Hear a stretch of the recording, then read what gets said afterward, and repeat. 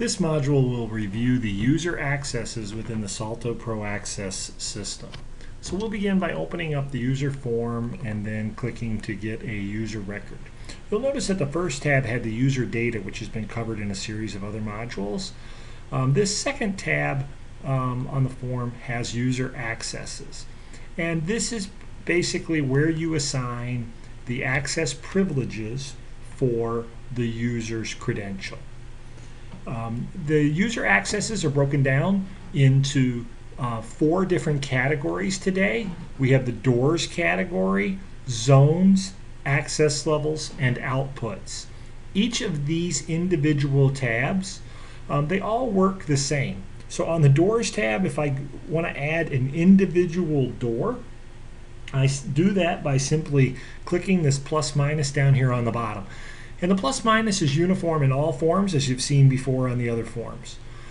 So in this case, all of the available doors are listed on the left-hand side. Those that are selected are on the right.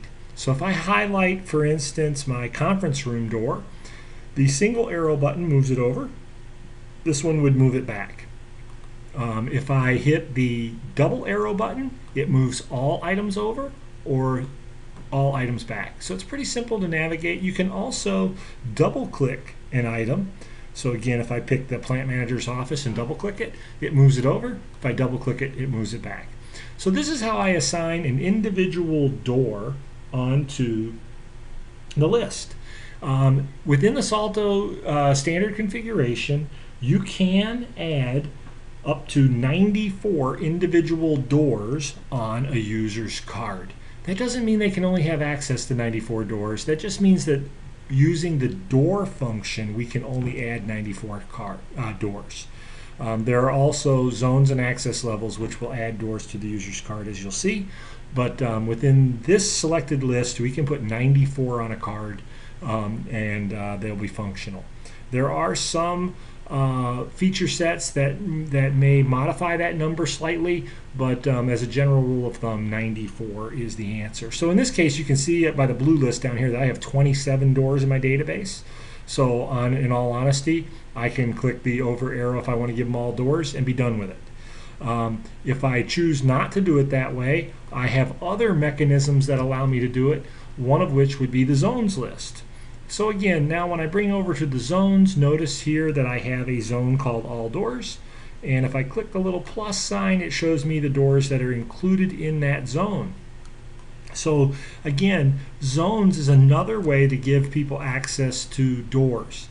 The difference between using doors and zones are, at the zones level, when I bring the zone over, I get to assign it to a time zone. When are they authorized to go through these doors? And as you can see here, the time zone is set at the zone. So if I want to change the time zone, I just click the modify time zone button down here and I can pull it down from my list. So if I wanted to give this person office hours for the all doors zone, that means that their card would work at all of these doors during office hours.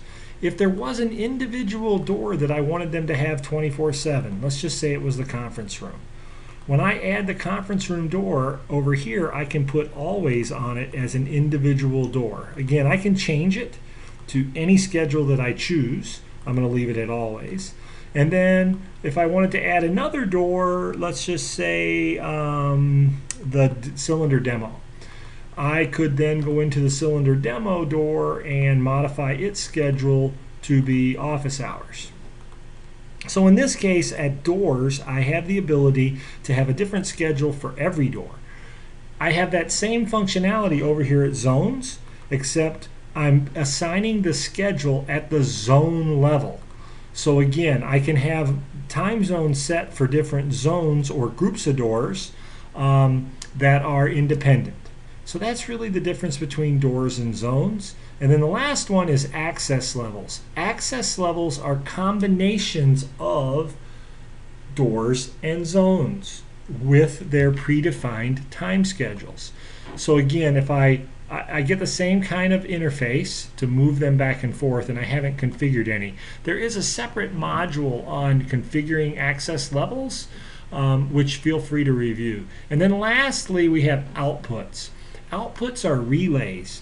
So typically you won't have these unless you have something like perhaps a handicapped operator, so that when every user uses the card reader, it doesn't actuate the door, but you have a few select users that you want it, when they read the card, to also actuate the door.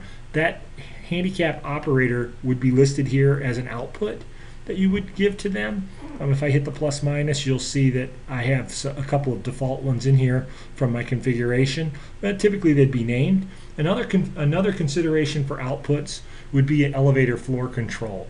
So if you have a reader in an elevator and the person has the ability to select from more than one opening, you'll typically see that the floor levels are listed as outputs, and this is where you would give them access to them. So again, if I bring over relay 1, now he has access to relay 1. An important thing to remember is that relay 1 is associated with a reader, so he will get relay 1 during the valid read interval at that reader.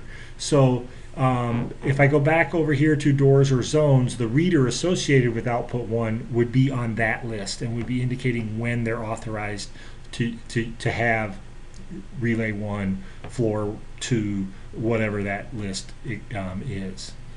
Thank you.